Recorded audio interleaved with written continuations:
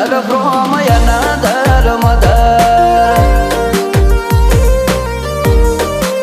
Hey, you are my brother from another mother.